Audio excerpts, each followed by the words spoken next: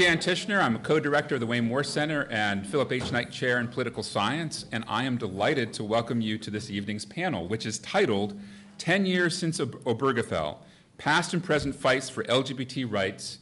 And in a moment, I'll introduce our panelists, but I first want to let you know about four upcoming events that the Wayne Moore Center has coming. On October 20th is, we're going to celebrate Wayne Morse's, anyone know, what birthday? 125th. So, good job. Very young. So, we're actually going to watch part of OPB's Oregon experience, about 27 minutes, and there will be cake. So, and I don't think we're going to have 125 candles, but maybe. We'll think about that.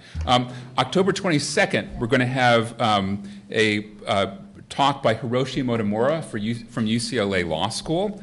Borders and Belonging Toward a Fair Immigration Policy is the title of a book he just wrote, and he'll be outstanding. And then we have on November 6th a special panel on housing solutions for Oregon's rural communities.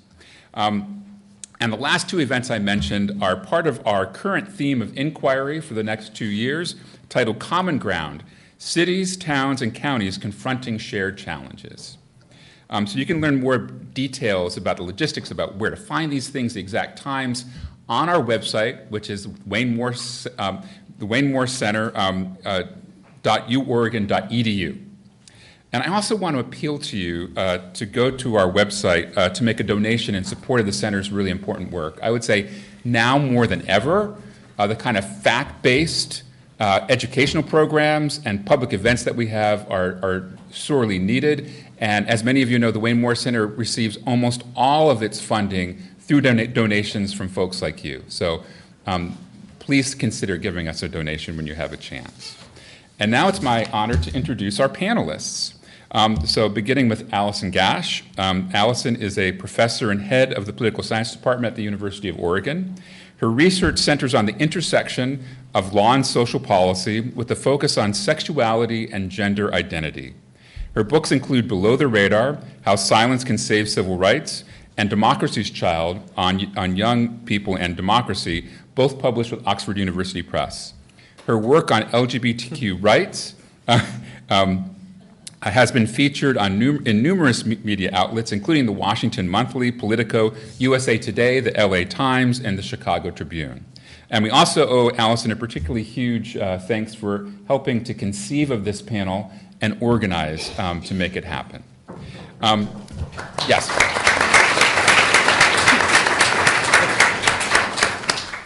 Brandon Wolf is a nationally recognized civil rights and gun safety advocate, best-selling author, native Oregonian, and a survivor of the deadly 2016 terror attack at the Pulse nightclub in Orlando, Florida. He has been recognized as one of the Huffington Post's 30 modern-day LGBTQ pioneers and Out Magazine's 100 most influential LGBTQ people in the world. He currently serves as National Press Secretary for the Human Rights Campaign, the nation's largest LGBTQ civil rights organization. Prior to that, Brandon worked for almost 5 years at Equality Florida, and he is also a returning duck. So welcome back, Brandon.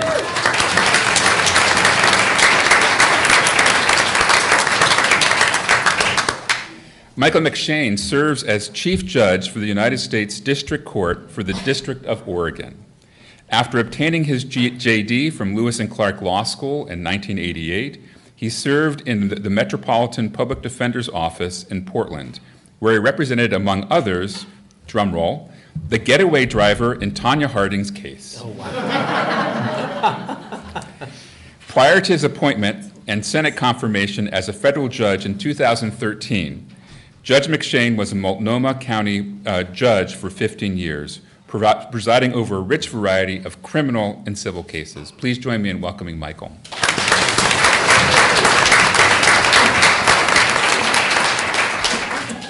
And our fearless moderator for today's panel is Rebecca Dinwiddie, who joined the Wayne Moore Center for Law and Politics in 2011 and has been our co-director since 2015.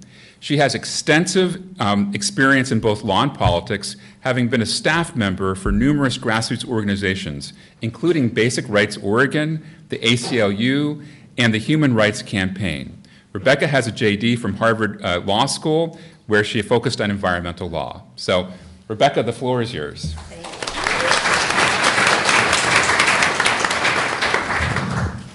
Hello, everyone. I'm actually going to grab the. Oh, no, I stole it. you stole it. All right. I also want to welcome the folks who are attending via live stream and those who are in the overflow room. I'm curious. I'm going to just do like a little poll. Raise your hand if same-sex marriage or civil marriage for same-sex couples just kind of seems normal to you at this point. Yeah, I would count myself among that. Is anyone here still shocked and surprised? Okay, thank you. You know, for a long time, I mean, really, for most of the history of this country and the rest of the world, same-sex marriage was unthinkable. It just wasn't something that was going to happen. And when I was a staff member at the Human Rights Campaign in the late 90s, by the way, we are going to get to our panelists, but I just want to set this up. We were focused on things like the Employment Non-Discrimination Act and making sure that LGBTQ and straight allies were not fired from their jobs just because of who they loved or who they associated with. We were trying to get hate crimes laws passed at the state and federal level that would make it illegal to harm someone because of their sexual orientation or gender. We were still trying to get funding for HIV and AIDS and for women's health care research. That was like the everything. And then we started hearing things about a movement for legalizing same-sex marriage. And my first reaction was, oh my God, no. That is going to hurt everything else that we have been working so hard on, because the folks who didn't support our community had been using a slippery slope argument, saying if we give you this right, you're just going to go for all of them. And so to me, and I think to some others, the idea of going for this thing that no one was even thinking about kind of supported the slippery slope idea. And I'll just say, another thing to me that's indicative of how people were thinking back then is I was at a conference and I was debating a policy leader from Focus on the Family. And he brought up marriage. I didn't want to talk about it, but he brought it up. And he said, if you're allowed to marry a woman, you know, what's keeping you from marrying a chair? And that sounds really weird to us now, but honestly, you know, to a lot of people, it felt like that strange. So, given that, how did we get to this point where same-sex marriage is legal? What is the? Sorry, there's a lot of feedback. Thank you. Correct. I think what will happen if we just do this is you're getting interference from that. Charlie. Thank you. It takes a village. All right.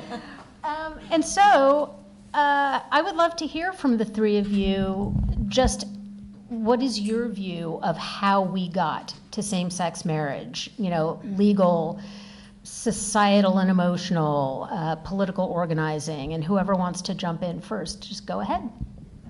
Do legal first? Yeah, I can take this.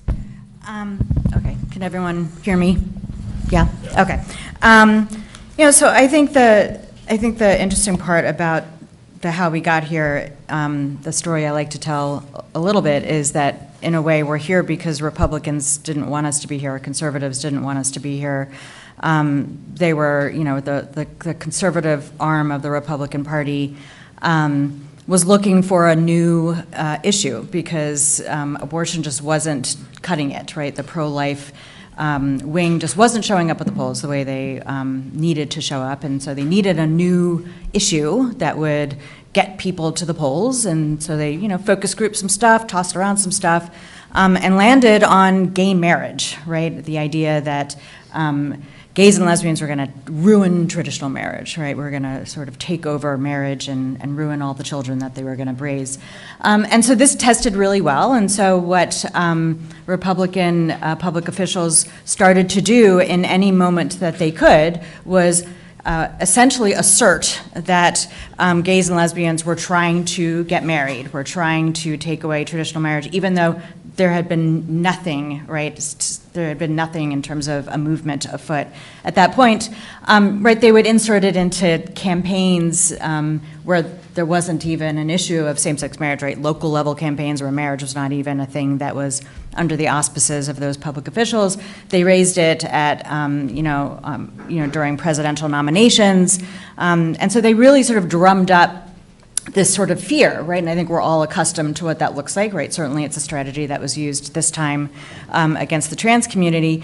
And so they really sort of created this momentum around needing to ban same-sex marriage before there was even a thing, right, called marriage equality. And at the same time that this was sort of fomenting, there was also a court case that was percolating its way through the Hawaii Supreme Court, and that Supreme Court ended up being the first state court to sort of earnestly say that there wasn't a constitutional reason why same-sex couples couldn't marry, right? In other words, that there might be a sex discrimination argument for why a ban on same-sex marriage would be deeply problematic.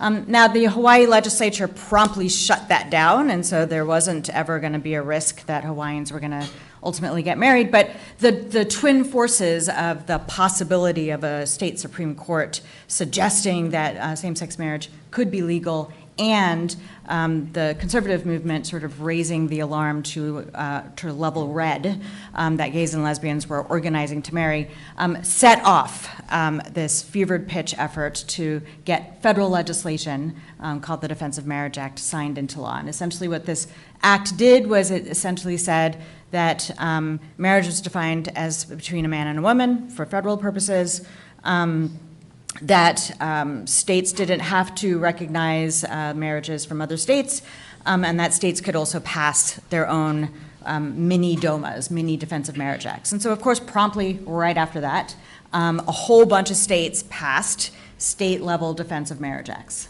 right? Really swiftly, right? And if the tradition in American politics is that change is slow, this was not slow change. This was rapid change. It was rapid in terms of having the legislation passed, and then it was rapid in terms of the legislation that was happening at the state level, such that by 2004, roughly 40-something states had bans against same-sex marriage, some of which were actually embedded in state constitutions. Like in Oregon, there is a constitutional ban on same-sex marriage. And so a lot of the fight to actually gain marriage equality was against already pre-existing bans on same-sex marriage that were ultimately instigated by this sort of 1996 push. So before there was anything, right, there was a ban on same-sex marriage. But then, of course, right, as the topic became a lot more cemented in the public space, people started talking about civil unions, right, as a compromise option, which never would have been a thing that people would agree to. And then there were cases that started to be litigated around whether you could actually ban marriage equality at the federal level, right, and whether you could then ban it at the state level. But fundamentally, it was started as an opposition movement that ultimately the gay rights organizations entered into to essentially try to disrupt. Thank you for that. I was learning as I was going too, like, oh yeah, that did happen. I think this part of the conversation is very instructive to our current moment, because the question is, how did we go from a place where the right wing was creating what they thought was a foolproof, poll-tested, focus-grouped agenda item that would help propel them to power, and help them, by the way, drag other things along with it, right? There, as you said, abortion, certainly racial equality in the country. There was a lot on the plate that they wanted to come after, and so they try to use this Trojan horse of gay marriage to bring along all the other things on the agenda item. But what they did is open up an opportunity for people to share their stories. So I was a sophomore in high school when Oregon banned marriage equality. And I remember what it felt like to walk the halls of school and have people debating me and my life and my love. Though I could not safely be out at that time, I knew they were talking about me. And if you'd told me at that time that, 18 years later I would be on the grounds at the White House watching Cyndi Lauper play while Joe Biden signed the Respect for Marriage Act into law, I would have said, not possible, not going to happen in my lifetime. But it did happen. So at that time when, Oregon banned marriage equality by constitutional amendment, about 60% of America was opposed to same-sex marriage. And I think the gay rights movement, the LGBTQ rights movement, was trying to find a way to, to introduce the idea of LGBTQ families into the discourse. And there was a lot of debate in the movement about how do we talk about this. And you see this sometimes pop up in other progressive spaces. They were like, well, people won't get it, so we have to sell them an economic argument. And maybe if we tell them that it will save them money, then they'll let us get married, right? And so we tried, as a movement, we tried to give this economic argument that everyone should have the right to a tax benefit that people who are married get. And, there are a lot of different complicated financial decisions that couples make, and they should be able to do that, whether they're same sex or otherwise. And while those were maybe powerful arguments in some sectors of society, they weren't overwhelmingly effective with most people. Most people were like, well, maybe, I guess, that doesn't really move me. What ultimately moved people was seeing their neighbors, seeing their family members, seeing their friends holding hands and saying, this is what love looks like. And my love deserves to be recognized the same as everyone else's love. It was that shared humanity that people had when they could say, I don't understand everything about who you are and how you live your life, but I understand what love looks like, and this is what love looks like. And you saw that in really powerful ways. You saw right-wing politicians who were staunchly opposed to gay marriage, when their family members came out and got married, it shifted their perspectives. You saw that even amongst Democratic, some progressive politicians who at one point were squeamish about gay marriage because of what the polling told them. They came around because they saw love in front of them and they saw the public moved by love. So when I think from a messaging comms perspective, what got us to this moment, it was the power of storytelling. And, to your point, what the right wing may not have realized they did was uncork the ability for people to tell a really powerful and compelling story. And I say that's instructive for our current moment because it gives us an opportunity in this moment to tell powerful and compelling stories about the things that, the right wing would have us believe are third rails or non-starters in society. All right, I'm going to talk about Supreme Court history and run us through it very quickly, but we really can't talk about where we are today to talk about Obergefell without talking about where we were, without talking about the dark ages of Supreme Court jurisprudence and how it evolved into really the unthinkable to gay marriage. And for my generation, it truly was unthinkable. I grew up coming out of the closet at age 19. Two things were pounded into my head. You will never succeed professionally, and you will never have a family. And that was the narrative I grew up with, and that was the narrative I saw around me. I didn't meet successful gay people. I didn't meet gay families. So when I raise my hand and say I still think it's unthinkable, it is such a sea change from what I grew up with. So to talk about the dark ages of the Supreme Court jurisprudence, I'm going to take you back to my first year of law school, 1985-86. And by the way, I'm very heartened to see so many of the outlaw folks here today. When I was in law school, I was outlaw group. I was it. I was the only person out in my entire law school. But that year, the Supreme Court decided Bowers versus Hardwick. It was a 5-4 decision authored by Justice Byron White, in which the court upheld a Georgia sodomy law that criminalized, and I emphasize here, criminalized with jail time, consensual adult sexual acts, and I'm going to say between gay men.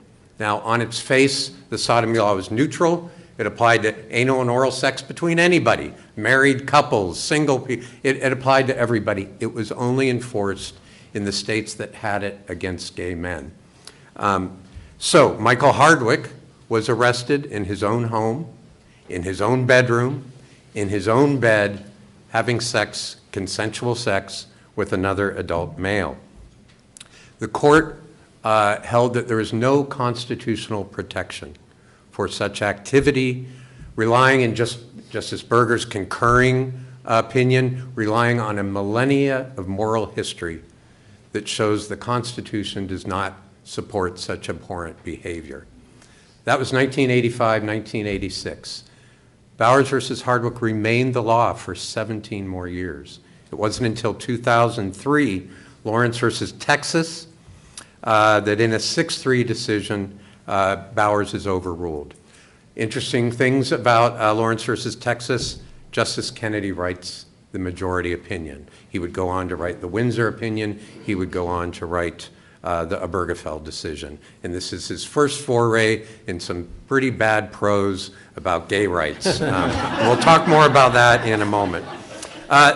So what does he find? He finds that, in fact, there is a fundamental constitutional right to engage in private, consensual sexual acts, relying on a whole series of cases that we can talk more about that culminate in Roe versus Wade, privacy cases, Stanley, which allows you to look at pornography in your own home, Griswold, which allows you to purchase contraceptives, which was not allowed in certain states, and then ultimately Roe versus Wade. So he relies very heavily on privacy. What is interesting to me is the concurring opinion by Sandra Day O'Connor.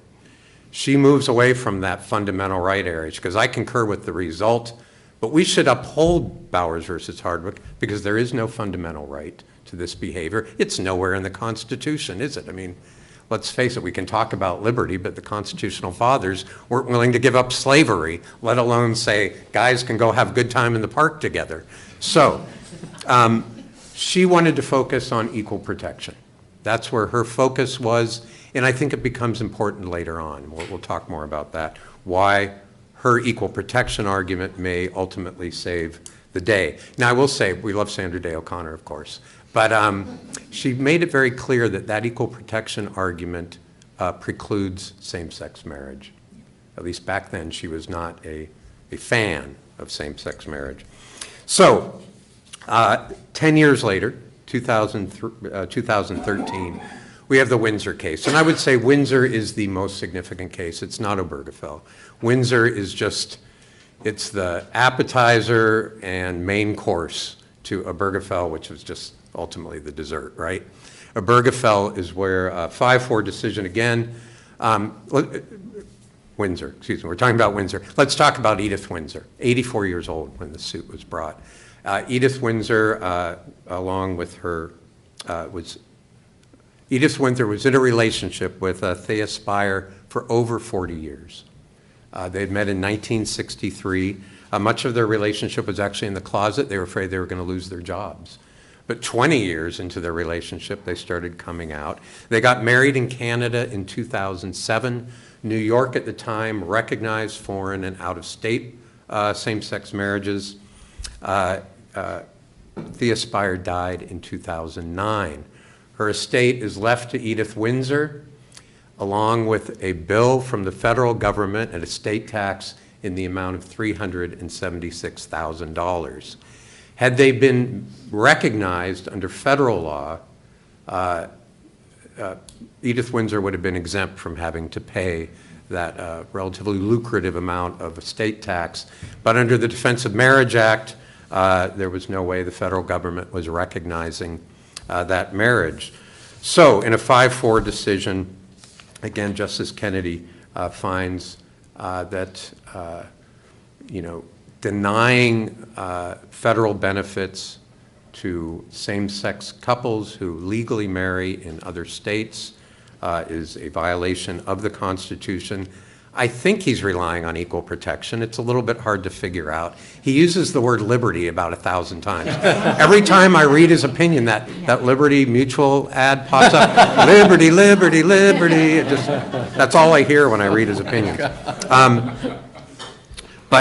So he determines that Windsor requires the federal government to recognize same-sex marriage if somebody can get married, depending on what state they're from. And that opens up, of course, a whole trove of benefits. I read over 1,000 benefits. I don't know if I can count that many federal benefits available to married couples, but it ranges from, of course, these tax benefits to Social Security benefits, immigration rights that attach if you're married, a whole host of federal benefits that are now applicable to same-sex married couples. It does not go so far as to say that same-sex marriage can be banned by states. But if you read Justice Scalia's dissent, which is, of course, always fun to read, I guess, he says with every right, federal right that Kennedy is mentioning, you can just replace the word marriage to it, and we all know where this is going. And we did know where that was going, because following Windsor, there was just an eruption of lawsuits in the federal courts, including Oregon, the Geiger case, in which married couples, or couples that wish to marry, are asking to overturn state bans. I think it is important to note that prior to Windsor, 13 states had already legalized through legislative act or voter act same-sex marriage. So it wasn't completely new prior to Windsor. After Windsor, 24 more states joined in, legalized same-sex marriage, primarily through federal court fiat. So these cases started coming to all the courts. I mean, at the time the Oregon case was being decided, I think I decided the Geiger case the same day as Pennsylvania, just maybe a couple weeks before Utah. But federal judges were having a great time looking at Windsor and finding for almost uniformly for gay couples. And what was the holding in the Geiger case here in Oregon? So in Geiger, I relied entirely on equal protection. I did not find there was a fundamental right to same-sex marriage.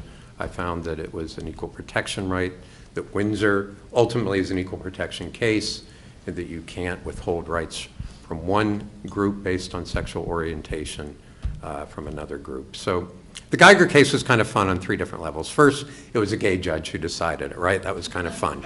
I would say it's always the asterisk in the case, decided by a gay judge. The National Organization for Marriage went crazy about that. They tried to intervene in the case. It was named John Eastman of January 6 fame. He was the director of the National Organization for Marriage at the time. He came to court moving to intervene, and he thought I should recuse myself because I have so much in common with the plaintiffs in the case. Now, I pointed out to him, he and I were exactly the same age. We both went to Jesuit schools. We both had 2 children. I had more in common with John Eastman, it turned out, than these young, vibrant gay couples that were seeking marriage. So it was kind of an interesting kind of catch. The other very interesting piece was the state of Oregon refused to defend the ban on gay marriage that had been passed by voters, I'm pretty sure in 2004, which made it a very interesting case. Slant Magazine wrote an article stating that the only devil advocate in the courtroom during oral argument was the gay judge who had to ask questions that weren't being answered.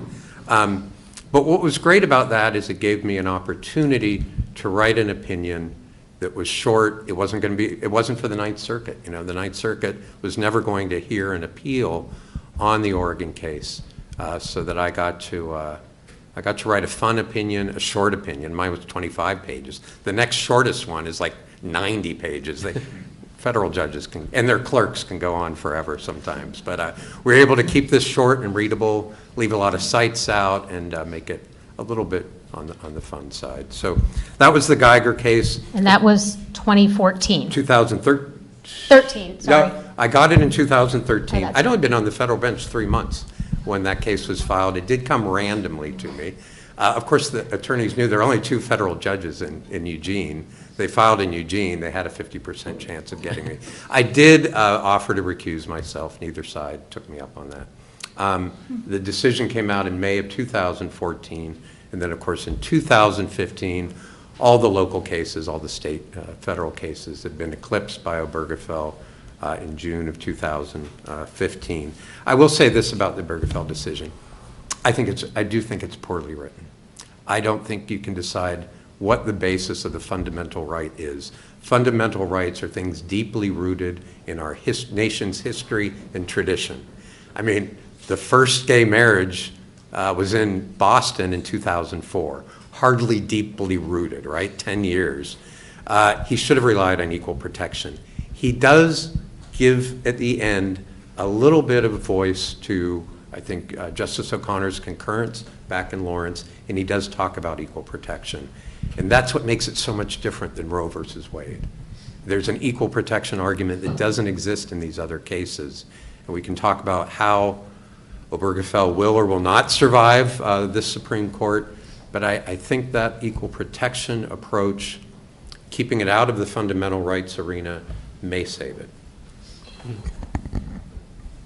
Allison? I just want to say that I actually may be the only public law scholar in all of the United States, perhaps the world, who actually likes part of how Obergefell is written. And what I really like about Obergefell is that there's a focus on dignity, right? And so there's certainly an argument to be said that fundamental rights, have to be historically rooted, and certainly there's precedent for that. But there's also, right, another way that you can conceive of the sort of marriage, right, pun intended, between due process and equal protection as really talking about equal dignity. And I think if you trace Kennedy's, public talks on this issue, if you trace certainly stuff that he said during his appointment hearings, he is talking about dignity, and he's talking about the fact that we have a shared dignity, and that there are certain laws, like anti-sodomy laws, like bans on same-sex marriage, that really fundamentally cut at an issue of shared dignity and really are depriving one group of their acknowledgement and validation of our human dignity relative to others, which causes an equal protection violation. So there's elements of that decision that I actually think are lovely, and that there's a missed opportunity for us to really think about dignity as something that perhaps ought to be a fundamental right. Perhaps we ought to be thinking about a conception of shared dignity. Judge McShane, you referred to history and how so many opponents of same-sex marriage, pointed to millennia of marriage being just between a man and a woman. I just want to give a shout out to my former colleague, history professor and former co-director of the Wayne Morse Center, Ellen Herman, who wrote an amicus brief, a friend of the court brief in Obergefell, pointing out how diverse marriage has been over time and countering that argument that was made by the other side. So thank you, Ellen, for that. Okay, so Windsor was the meal and Obergefell was the dessert. A lot of us were celebrating. And this talk is called 10 Years Since Obergefell. So was it all wine and roses or champagne and roses? Well, you all have your different answer to that. And I'd like to invite Brandon to speak, if you're comfortable. I don't know if there was a correlation in the uptick of violence that was based on the marriage decisions, but we do know that there was a shift, and we will talk about the transgender and community as part of this discussion, because there definitely was a shift from marriage to finding other scapegoats. But, it wasn't all rosy, because there was still a lot of violence. And if you feel comfortable talking about your experience. Yeah, I appreciate that. What's interesting is when the Obergefell decision came down, I was not politically active. I was working at Starbucks full time. I had just finished a contract dancing for Disney. Marriage was not on my mind. I was not thinking about tax benefits with a partner. But I was worried about being an out queer person in this country. And that came from, growing up. I grew up in Canby, if anyone's familiar with Canby. Some nods, looks of sorrow. Yeah, I get it. No, I'm just kidding. Canby folks, if you're watching, I love you very much. But growing up in a small conservative part of Oregon, my thought was never about, was I ever going to have the right to marry the person I love? I certainly heard people talking about that. My thought was, would it ever be safe to come out? Would it ever be safe to be fully, unapologetically, authentically me? And so I was right there celebrating with everyone in June of 2015 when, Barack Obama lit the White House in rainbow colors, and it felt like perhaps as a movement we had arrived. But underneath that, I still understood that it was not safe for a lot of us to be out. By then, I was living in Florida, and the environment in Florida is very different from the environment even in conservative rural America. So 1 year after the Obergefell decision, I went to my neighborhood bar, my safe place, this place that we'd carved out for each other, Pulse nightclub. It was a place we'd been to hundreds, if not thousands of times before. It was, the physical embodiment of the kind of safety and belonging that we'd built as chosen family members. Everything about it was normal that night. We waited in line just like we always did. We paid the cover just like we always did. We went to the same bartender. We ordered the same drinks. We listened to the same music. We stood in the same places in the dance floor that we always stood in. Everything about it was the kind of normal that I wasn't sure people like us would ever get to experience, whether we had the right to marry or not. It was the kind of normal that we'd carved out for each other. And then, of course, our very normal night became an extraordinary tragedy that shook the world at the time, when a gunman charged through the front doors and murdered 49 people and injured 53 others. I mentioned that I hadn't thought about marrying the person that I love because what I really wanted as a young queer person of color in this country was to find chosen family. People who would love me without wondering if that love should come with conditions. And I found that in my best friends, Drew and Juan.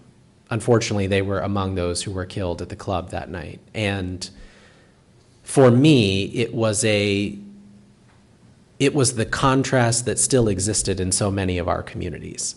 That 1 year before that, we could be celebrating marriage equality. We could be lighting the White House in rainbow colors.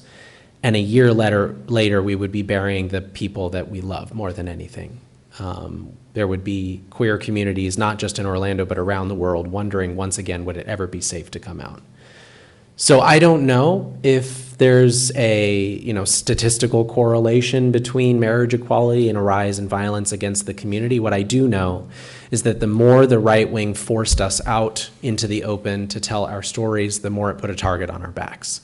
And that even as we were celebrating a win in Obergefell, there were a lot of people just like me who were really afraid of what would happen next. What would our communities look like now that we'd secured this victory?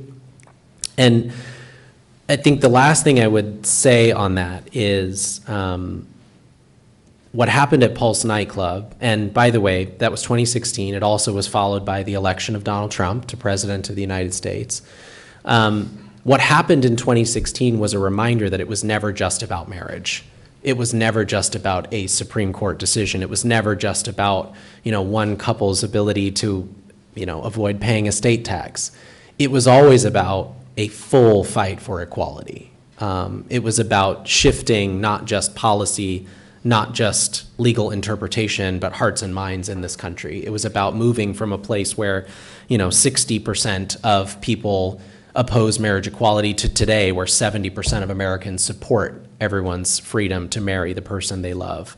And that summer of 2016 for me was the reminder that we still had so much more work to do. Thank you for sharing that. Just a note, a local note on that. Not long after the chief of the Eugene police contacted me and asked if we could have coffee, and I had no idea what it was about. And we chit-chatted, and he asked about the community. And then I said, so what's this meeting about? This is really nice, but what are we doing? And he said, I just want to know who to contact in case we have a Pulse nightclub incident in Eugene.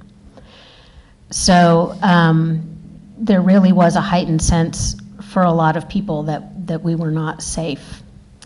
And so I invite Alison or Judge McShane to talk more about those intervening years between Obergefell and now. And yeah, go ahead. You know, I think, obviously in the immediate aftermath, people were really happy, right? Obviously, it was a wonderful thing that happened. But I think, remembering what Rebecca said, that there was a bunch of stuff already in the works on other issues when marriage equality quite literally hijacked a lot of the energy of the gay rights movement. I mean, there were people fighting for parenting rights, there were people fighting for employment rights, there were people fighting for all sorts of stuff, people fighting against the early versions of anti-woke bills, which, the Don't Say Gay bills, actually started in Oregon and were pretty successful, right? They didn't pass statewide, but they got pretty close, and then, we had a bunch of counties that were the sort of origin story of those Don't Say Gay bills.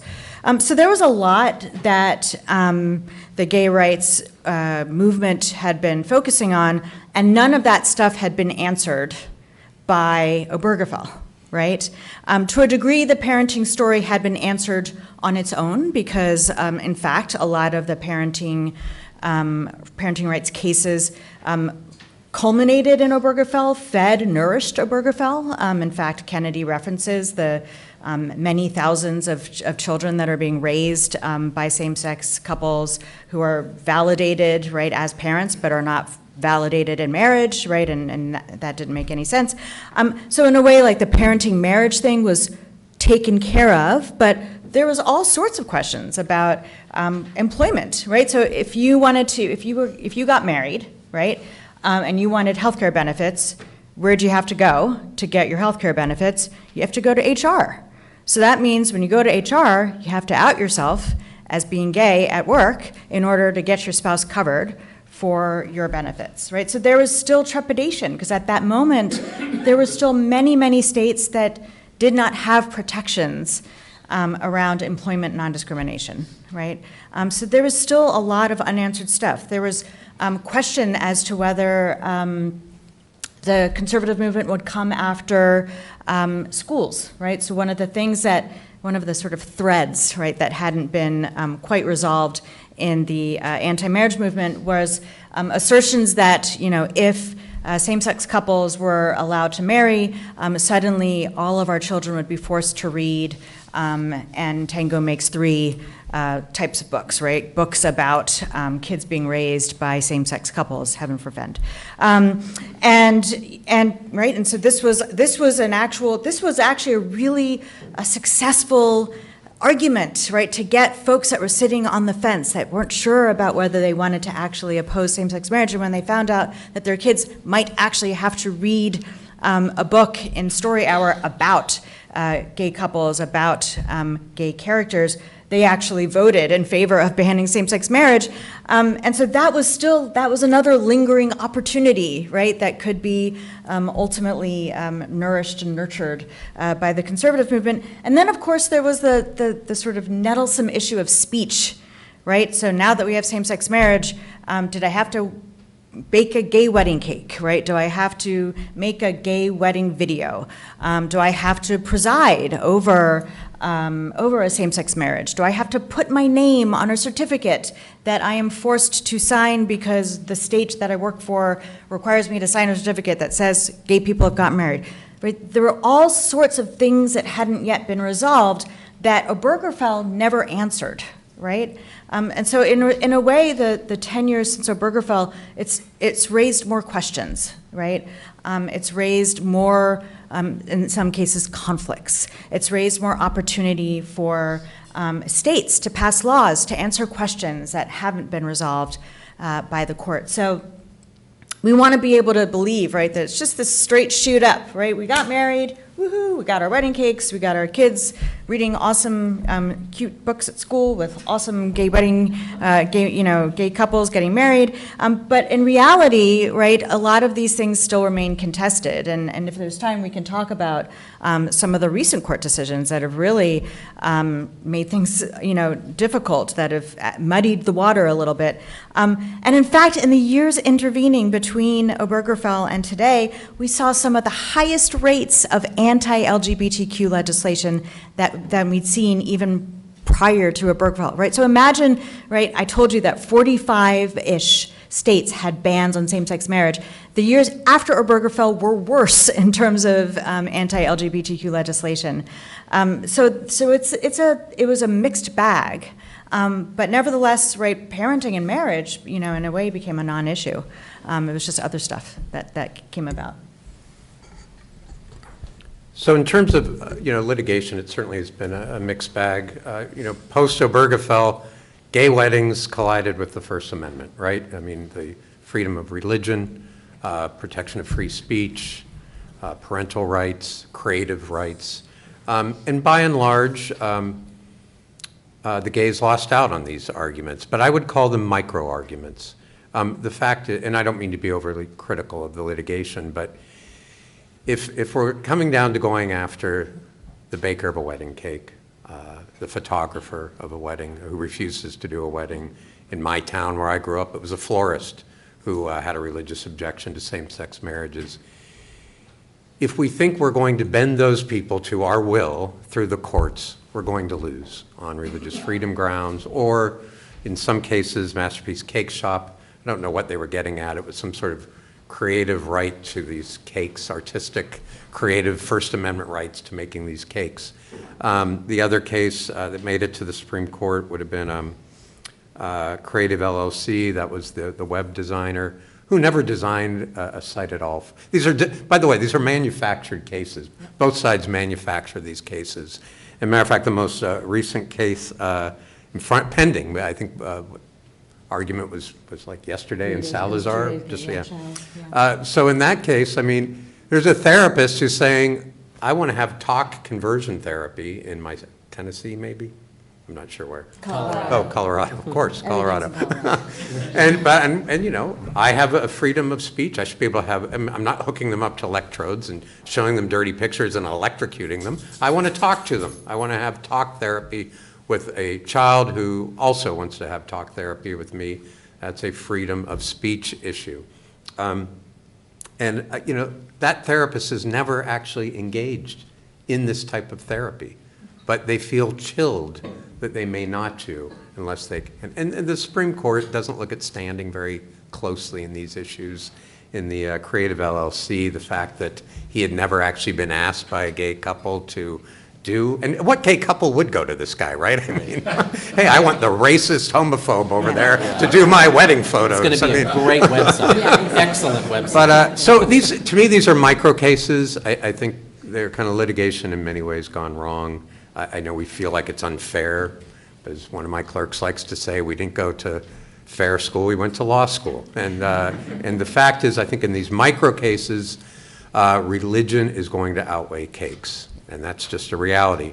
On the macro cases, at least the one, Bostock versus Clayton County, 2020 case where Bostock is fired from his job for the county for no other reason than he joined a gay softball league, and by that he came out. They also consolidated it with several other employees who had been fired for no other reason than being gay, and the court held it. I think that was a unanimous decision. They held the Civil Rights Act. No, my clerk's just saying, are you kidding me? What is he now? 6'3"? Yeah. Okay. But I mean, the court ultimately held that the definition of sex and gender for the purposes of the Civil Rights Act, Title VII, includes sexual orientation and it includes transgender individuals. So all of a sudden, we're swept into the Civil Rights Act, protecting us in most types of accommodations in the employment setting.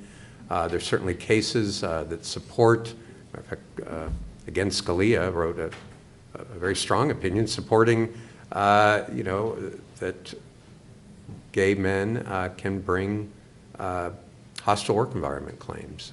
It's not just based on male or female. So, I think in some of the big macro areas, we're doing fine.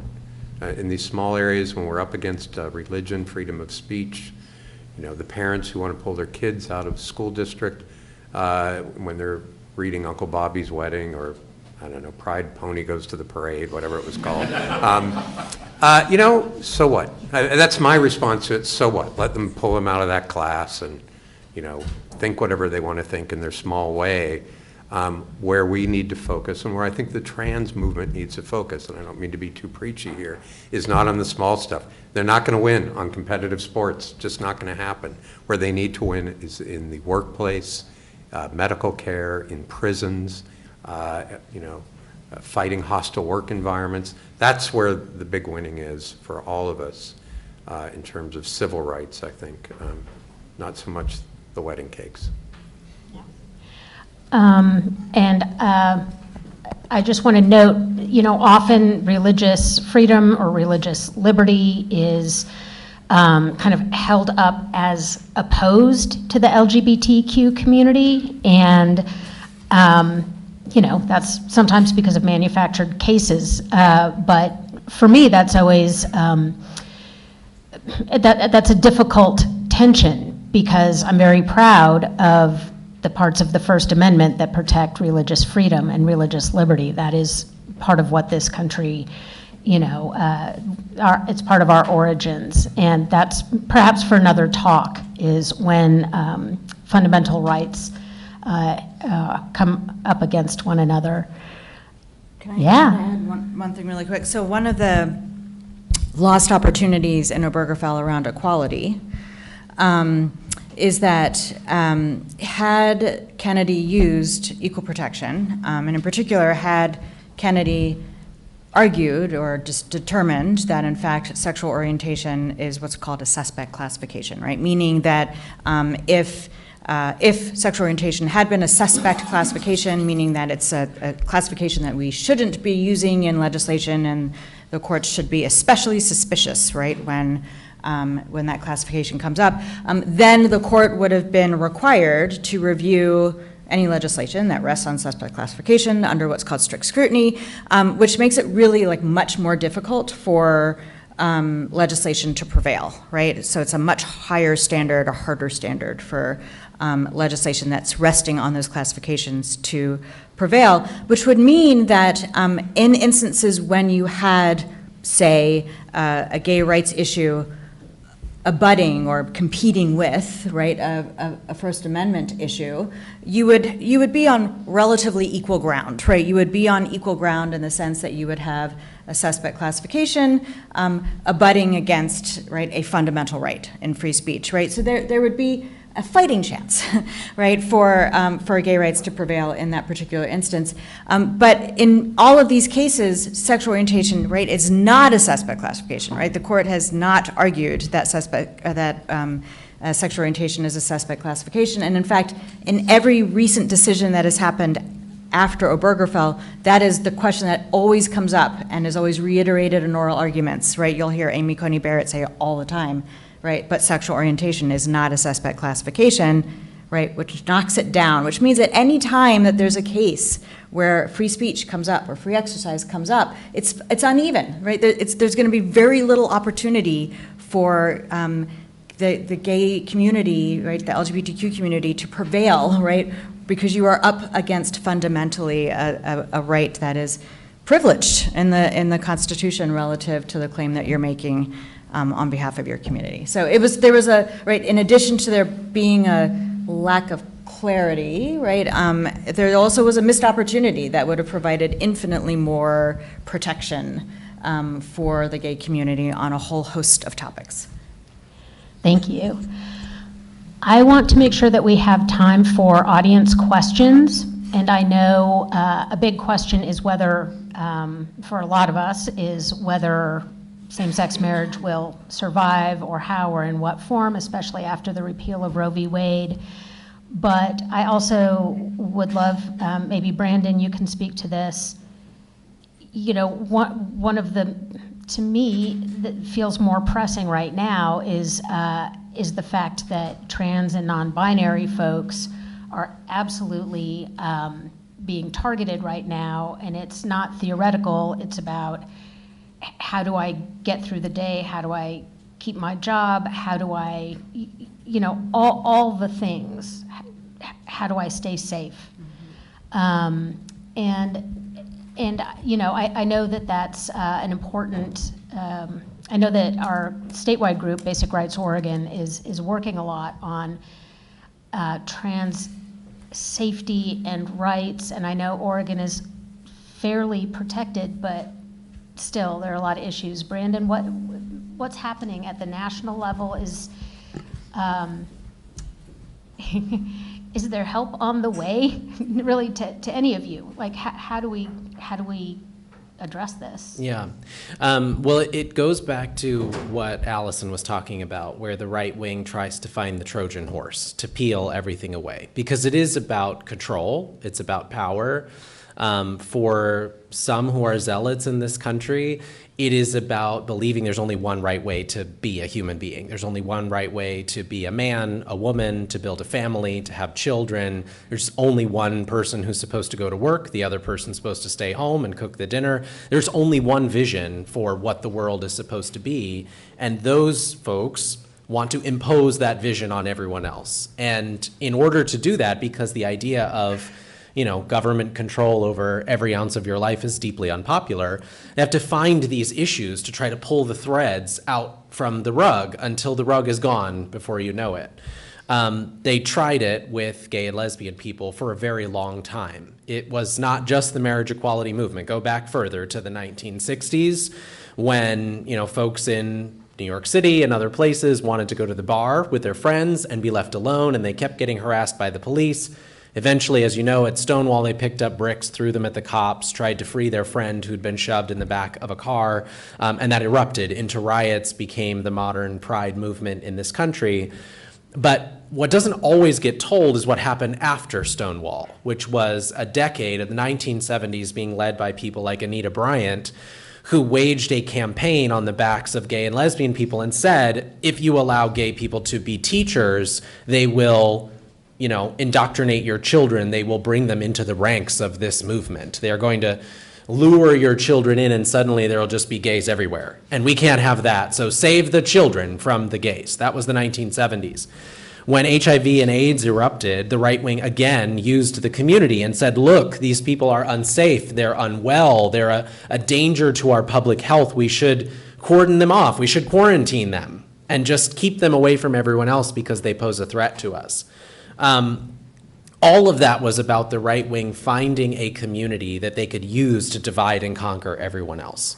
Because if they could peel back someone's ability to be a teacher based on who they love, they could do it for any reason. If they could peel away, your dignity, your humanity because you contracted a virus, they could do that to anyone for any number of reasons. If they could tell you, we're going to deny you health care, then they could do that for any number of reasons. We're in the very same kind of place right now, where they lost with Windsor, they lost with Obergefell, they got really tired of losing, and so they went back to the focus groups, they went back to the poll testing, and they said, what thread can we pull that will unravel the entire rug? We have to do something. Abortion's not working, marriage didn't work, what's next? And their numbers came back, and they said, if you target transgender children, you can unravel the rug. So that's what they did. And they're not shy about that. I didn't just make that up. Terry Schilling of the American Principles Project told the New York Times a couple years ago, this is what we did. We threw spaghetti at the wall and what stuck was trans kids.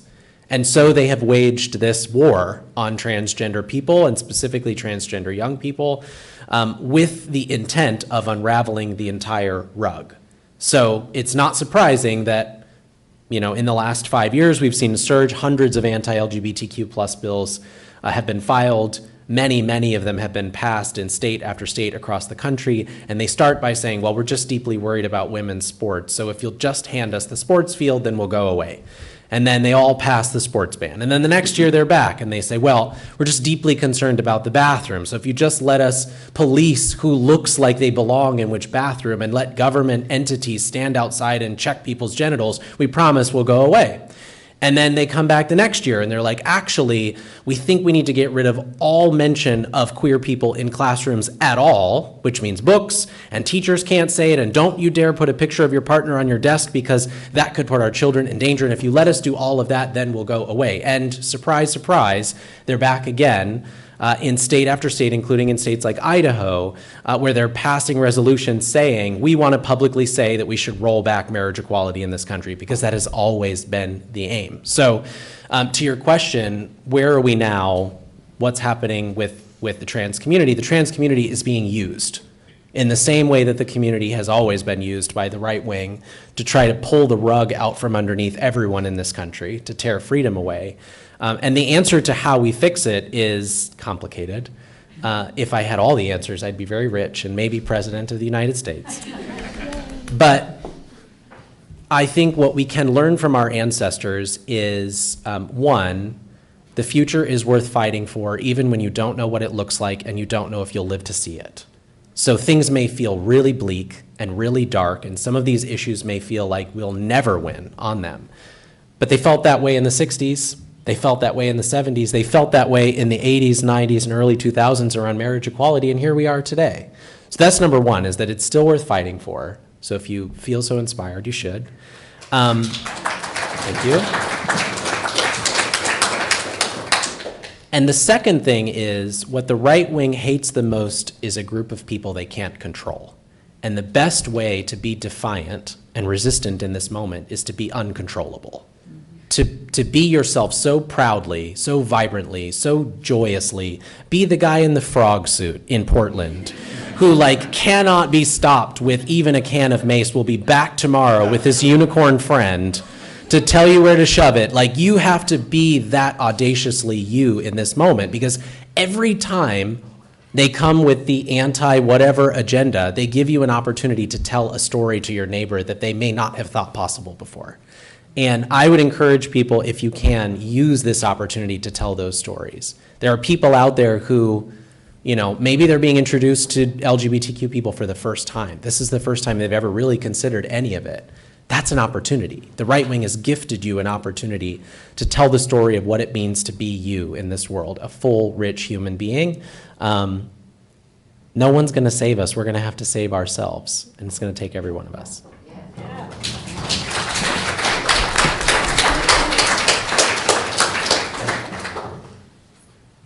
Thank you so much. I'm sorry, you're going to have to follow that, Judge McShane, with some legal stuff, but can you make it really fast so we can get to some audience questions, except it's a big question, which is, will same-sex couples in Oregon and the nation be able to continue to marry? Sure. What might happen to their marriages? If you want me to predict what will happen to Obergefell, I am predicting it will not be overturned. And that's because, for two reasons. First, what we already talked about. It's a blend, a very blended opinion that talks a little bit about equal protection and intertwining with fundamental rights. And that makes it very different than Roe versus Wade, right? And even this week, Justice Alito said he's not all that interested in taking up gay marriage, which is a very interesting statement, because I thought he would be one of the strongest proponents in taking up a case. It's not the Kim Davis case, by the way. I don't think she has any standing to actually attack Obergefell, but everybody seems to be freaking out about She's going to end up like Ghislaine Maxwell, denied on page 52 or something. Yeah. But here's the other reason why I don't think it's going to fall in the same category as Roe versus Wade, and that is the moral imperative just isn't there as much. Belief in abortion is a static belief. It doesn't change a lot with experience. Once you're an adult, if you are a religious person and you believe abortion is wrong, that's not moving. Your gauge isn't moving a lot on your belief. It's been very different with gay rights in general. Really, the population has changed dramatically in terms of their beliefs, in terms of their acceptance of gay marriage. And I think also the piece that, you know, if you're a religious person who doesn't accept abortion, you believe it's murder. You believe in this world there is some moral imperative for you to do something to save God's children who are being murdered. The same moral imperative is not there when it comes to the gays. God can take care of us, right? I mean, he can put us in whatever circle of hell, light our anuses on fire, and the religious right will be perfectly happy with that.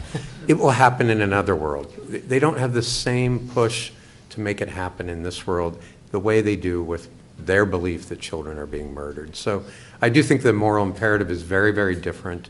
I think the other piece is 10 years have elapsed. If you're looking at it through the lens of equal protection, you're looking at what were the justifications for banning same-sex marriage. They were the safety of children, they were responsible procreation, whatever the hell that meant, and protecting the sanctity of marriage. Marriage is still here 10 years later. Children are still children 10 years later. I don't know if procreation is responsible or not. I don't care. Does anybody really? And so I don't think that the reasons, the rational basis, even under a non-suspect class for looking at gay marriage, have really played out over the last 10 years. The sky simply hasn't fallen, and I think people are less interested in it. I think Justice Roberts doesn't necessarily want to put this under his legacy.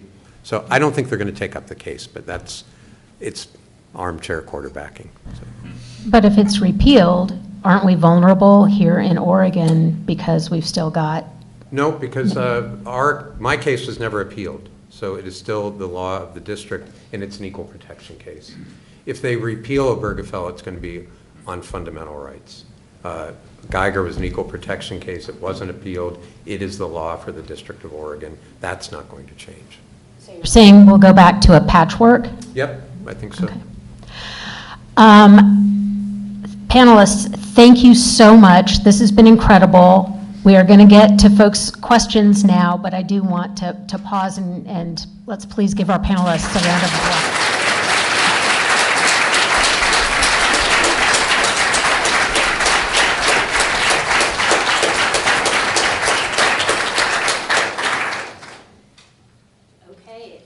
It's now time for questions, and my co-director, Dan Tishner, has better eyesight than I do, so he is going to figure out who's, who's going to, he's going to figure out who's going to ask the next questions. I'm hoping we can get like a student, well, you know how to do this. Rebecca, here's this mic if needed. Thank you. So, questions? Oh. I'm glad you guys are keeping track. Hi. Hello.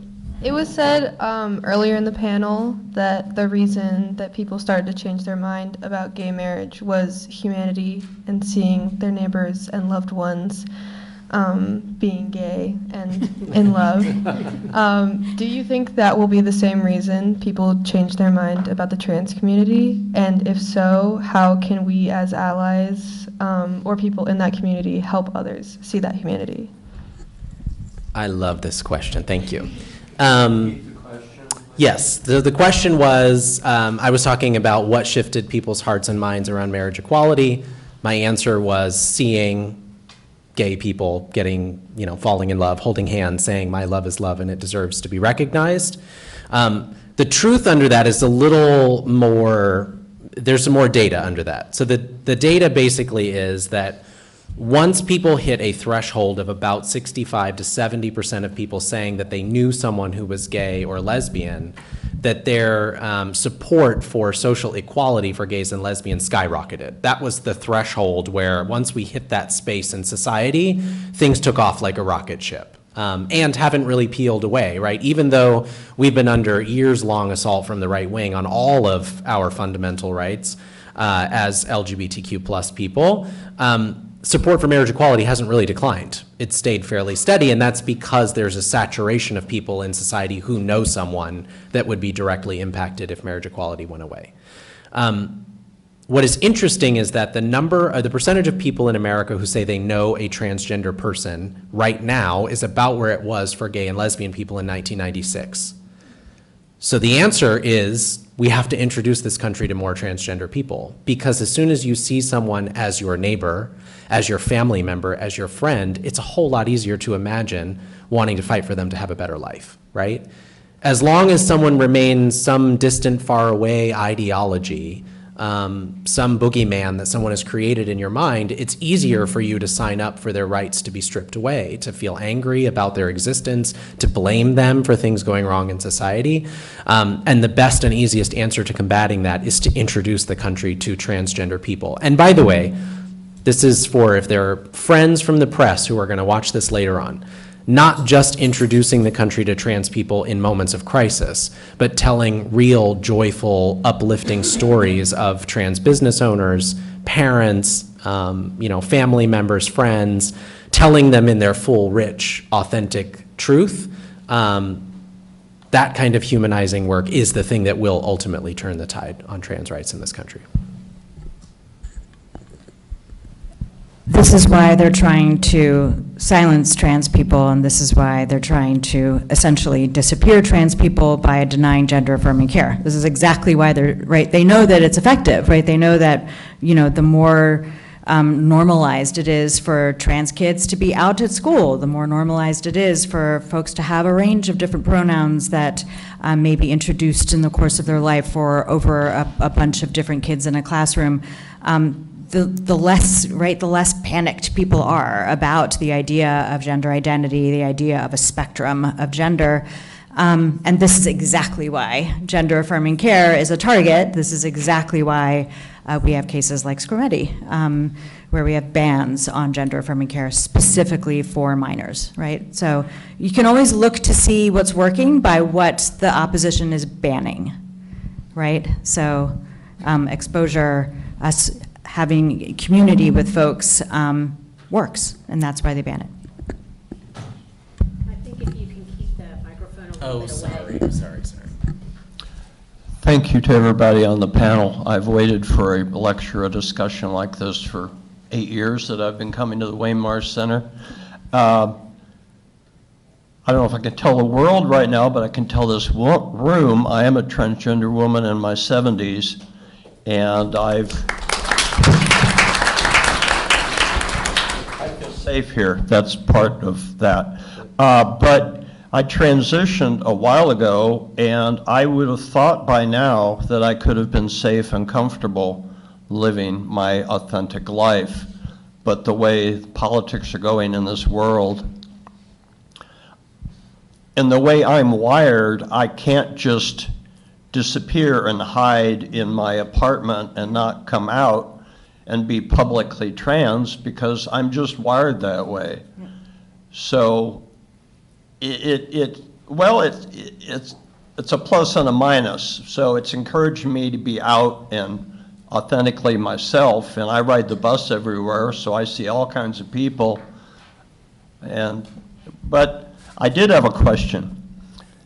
Okay, Obergefell, and especially Judge McShane, Obergefell seems pretty safe, and like you said, they probably can't overthrow it, and it would fall back on states' rights maybe.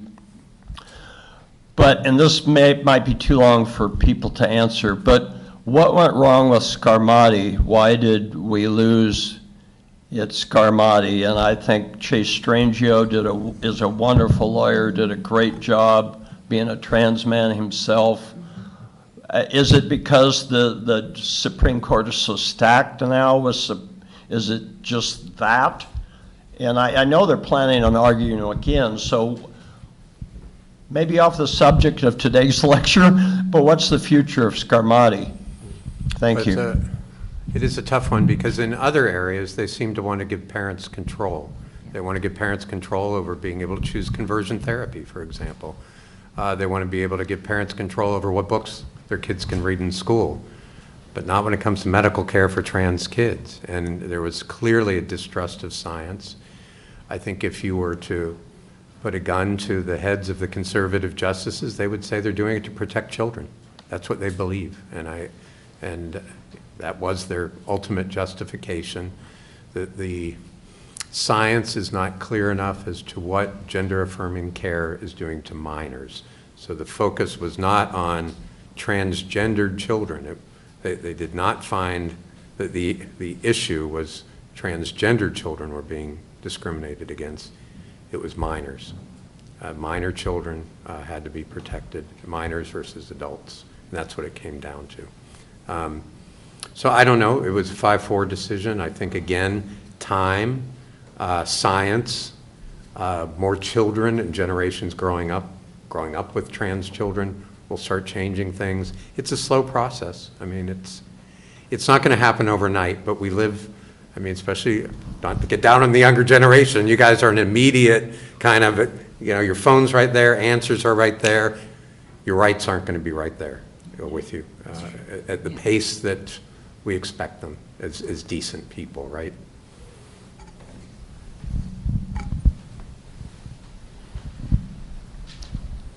So my name's Hadley. I'm a pansexual personally, but first and foremost, I am a woman. And you were mentioning Roe v. Wade and how it was related to the LGBT movement. It seemed to have been pushed along to some degree by it, if I understood correctly.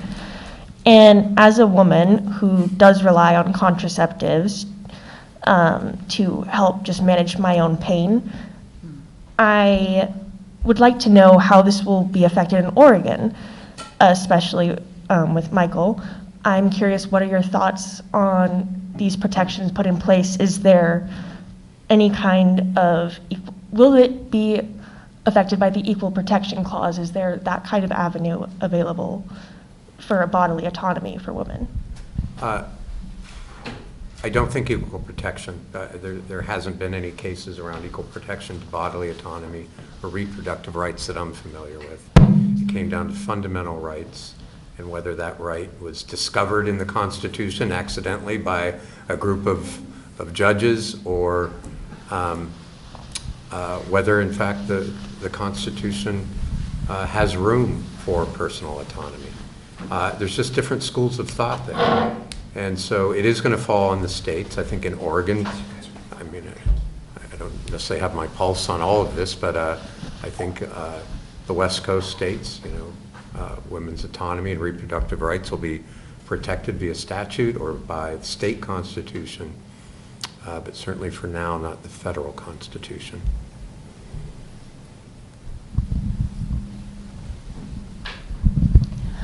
Hi. I want to thank you for this panel. It's been unbelievably good. Thank you. And I agreed with almost everything. I just want to make one little observation that I have two beautiful trans kids, a trans niece who's spending her life fighting for trans athletes.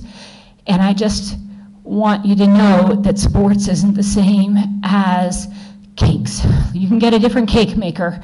Sport saves lives. My younger trans kid was saved by an all-gender Frisbee team that was chosen family and mental health, and it was incredible. And sports is worth fighting for. I just want to say that.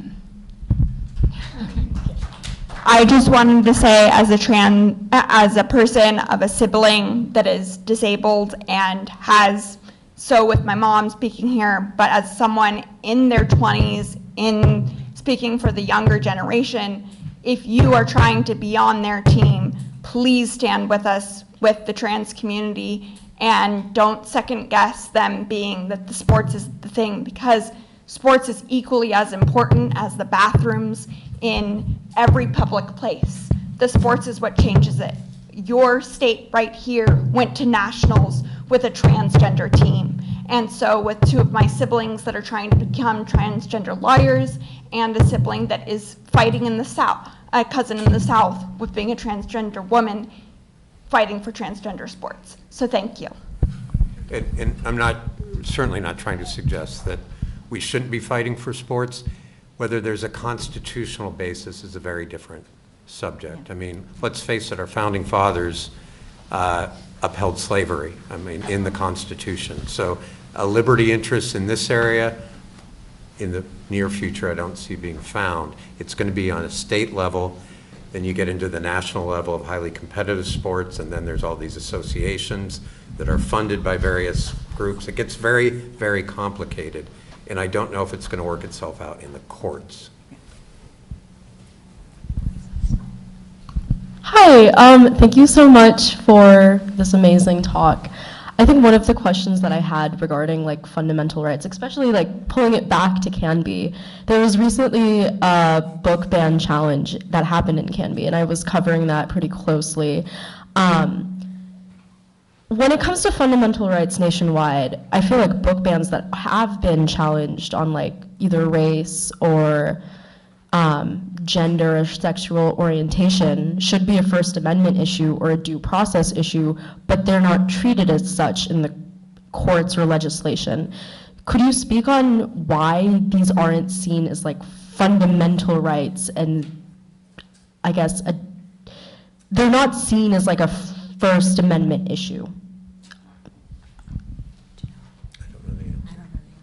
I can just tell you that I'm not familiar with book banning cases. Certainly none that have gone up to the Supreme Court in recent years, so I don't know if there aren't advocacy groups running around trying to find cases to support First Amendment rights. Certainly if books are being banned around race, around gender, around perhaps even sexual orientation, I would think it would be ripe for some litigation, but I'm just not familiar with that litigation. I think one of the arguments that I've heard used, and I don't think it's especially compelling, but one of the arguments I've heard used is that they're not banning the books, they're just not carrying the books in a local library, right? So much of law is about splicing concepts, right? Right? Things that we think sort of don't make sense, right? Courts will sort of splice these things as if these are different things, right? And so the argument is you can get that book in your local bookstore. You can get that book perhaps online. Maybe you can get it at a public library that's not associated with a school, but the book bans per se are most often associated with what books will be carried in a school library or will be offered in school curriculum. And in that space, there's a lot more regulatory power that the state has. And so I think that's the argument that's being used. Again, I don't know that that's a super compelling argument. I don't know that that would necessarily survive a question of free speech or a due process claim that might be made, but that is the argument that I've heard. It was mentioned that like the conservative right wing sort of went from different classes of people, so once they sort of lost momentum on gay rights, they sort of went to transgender rights.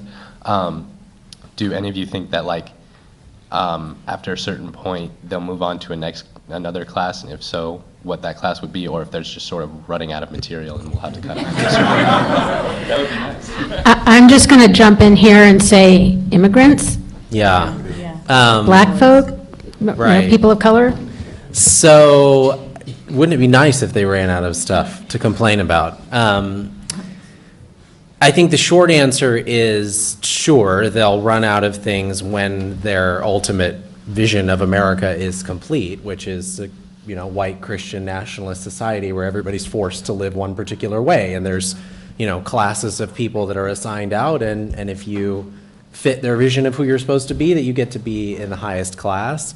I think the reason that we won't ever see that come to fruition, that we won't see them run out of things to do, is because they can't put the genie back in the bottle. Like, this country is browner and queerer than it's ever been before, and there's not really any way you can turn that back in time.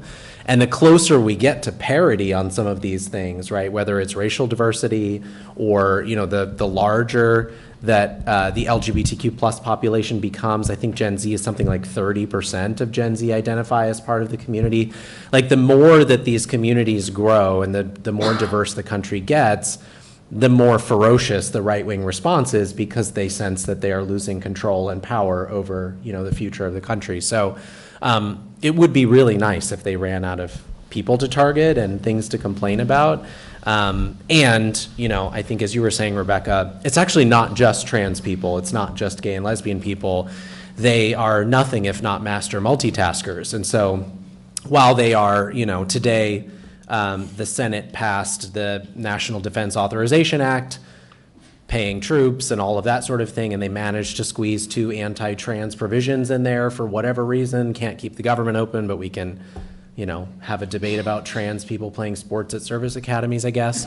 And at the very same time, right, they're also deploying ICE and National Guard in major cities targeting immigrants and black and brown people. So they can do a lot of things at once, but it is all after the same aim. And I just think there's no putting the genie back in America's bottle. So eventually they might as well just give it up. Go ahead. Yeah, I just to add a quick thing, which is that, you know, when parties, when politicians, when political movements are going after groups or going after individuals, it's fundamentally all about power, right? So the aim is not necessarily to root out or enact hate against a specific group because people have honest, actual hateful feelings towards that group. Fundamentally, among the folks that are leading these charges, it's about power.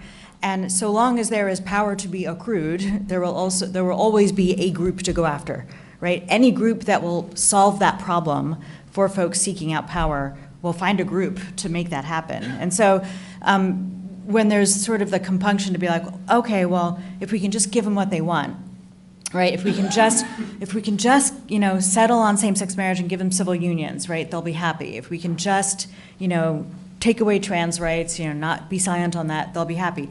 It's not about making people happy about the things they want. It's about fundamentally the accruing of power. So being compliant in those ways doesn't actually solve that situation. So our last question is over here. Oh, hi. Hi. My question was like more of in general, being queer and being like a person of color in America right now. More so like I fear the right using software like Palantir, and Peter Thiel being someone who's closely tied with the CIA and their ongoing and long-standing contract. Do you know if if there's any legal protections for people who are currently, you know, protesting, whether it's for Palestine or against ICE or protesting for trans rights, etc.? I'm not sure if I know if I have. Are you all debating? Yeah, I mean, we're sort of, we're It's not an area that I'm familiar enough with to really comment on, you know, what is going on there in terms of protecting protesters, facial recognition, not an area that I see in the court system. Are you asking about specifically the facial recognition, or are you asking generally about protest rights? More of like people's individual, like, yeah, protest rights, people's individual rights to protest for what they care for, and the state's invasion of people's personal privacy via Palantir or Oracle, etc. Okay, yeah. I mean, ostensibly, speech would, right, free speech would protect protester rights. I mean, that's sort of the theory, right? And in the past, that was certainly true. But I think we're in a moment now where there's a simultaneous testing of the limits of the rule of law, and also a sort of do what we want now, apologize later approach to enacting legislation, such that, right, certain things that ordinarily would have been protected by the rule of law, protected by precedent, protected by the Constitution, are now, right now being contested in real time, right? So we've got executive orders, right, that are sort of declaring folks who protest as essentially domestic terrorists, right? We've got, you know, I think there's a new one that says if you advocate against folks who are advocating for traditional families, you are similarly identified as some form of terrorist or some sort of domestic troublemaker, right? These are all things that are fundamentally embedded in speech, right? And yet, at every moment, at every turn, there's an attempt to try to find the whole, right? Which is, I think, by design, right? It's right. The administration by design is trying to figure out like what are going to be the holes that emerge that can't be plugged up because we're just not fast enough to get to those particular answers.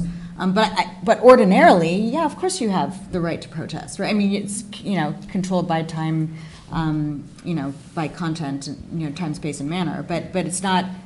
There's nothing that would suggest that certain sorts of protesters don't have a right to protest while others do. But all of this is being crumbled right as we speak.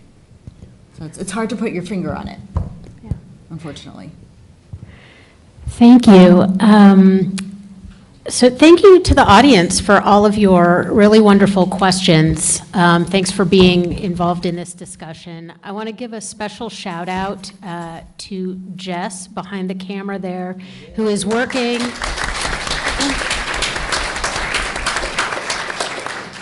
He's really doing the Wayne Moore Center a favor by working after hours. I also want to thank the Wayne Moore scholars who helped out with this event and the ones who are in the overflow room. Thanks to them. Thanks to our panelists. And I would just love if Brandon, son of Oregon, now out there on the national scene, do you have any words to send us out with? I'm going to try to send us out on hope, if that's okay. Okay. Now you got me scared about Palantir. I'm going to have nightmares tonight. I talked a little, we had some great conversations over lunch today, and we talked a bit about hope and inspiration and where do we find it in this moment. And I think a student was asking, like, where's the leadership? And where's the person that's going to come with the right message that inspires us all? Where's Barack Obama? Is he in Hawaii? Is he wind sailing? Like, what is happening? Please give us Barack Obama. And my answer was, I think we became comfortable for so long with the idea that we would have institutional power, and we keep looking in the places where we had institutional power and we don't have it right now.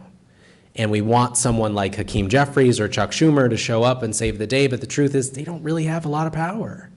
There isn't a whole lot they can do except shut the government down to force Republicans to take votes. And so that requires us to look inward for the kind of power we want to see in the world. I spend a lot of time all over this country, and everywhere I go, what I hear from people is that they're looking for the person who's going to come in and save us, the person who's going to come in and fix it all. And the truth is, we are those people, and we have been for generations. That is our inheritance from our ancestors. The people who picked up bricks at Stonewall were their own saviors. The people who fought in the HIV and AIDS crisis to be recognized were their own saviors. The people who held hands and said, "My love is love, and it deserves to be recognized just like everyone else," were their own saviors. They didn't know what the future would look like. They didn't even know if they would live to see the fruits of their advocacy, but they understood that it was worth fighting for anyway. So if you're out there in the world looking for some source of power, understand that you already have it, that it's inside every single one of you. It's in rooms like this one. And as I said, the thing the right wing hates the most is a group of people they can't control. So your job is to be more bold, more unapologetic, more proud of who you are than you ever have been. Stand with each other, and we absolutely can win.